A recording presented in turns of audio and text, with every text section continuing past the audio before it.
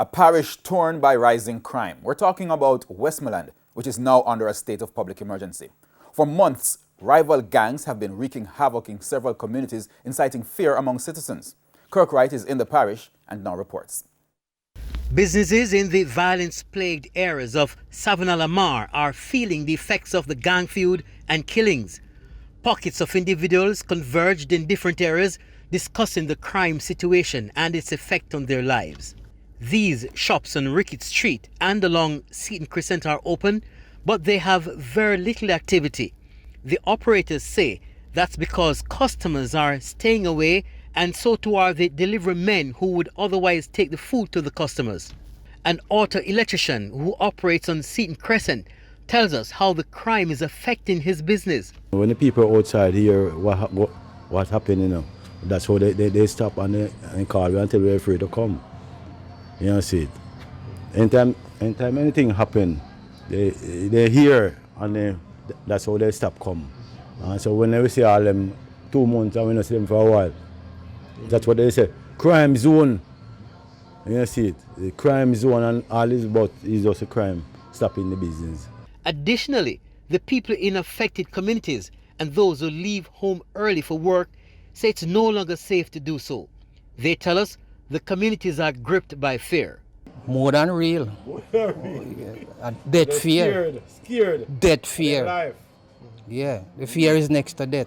Because usually people would go to work 5 in the morning, now you can't go out. Maybe you'd have a taxi come pick up the taxi and come again. Because him can't come, yeah. The Desta residents say they're being attacked by men from different areas who have joined forces to attack them. I'm in the Desta community, but behind me is a wall which the residents say is the very wall that the people from the Darling Street gang used to attack them. We saw members of the security forces along Ricketts Street and also in the Desta community, but the residents have complained bitterly that their presence is limited. We asked the police about that. As sometimes persons look at the area to say that it is war between the Desta Street and Darling Street gangs, and for us they believe that that's those 2 streets that are warring. It affects a wide cross-section of the community that has real large spans of poor infrastructure, poor lighting, aspects of security and risk that the police have to contemplate with. They use different means of getting their revenge on each other, and I say they live in close proximity. The police tell us they have a large area to monitor and have released the names of men they want for questioning.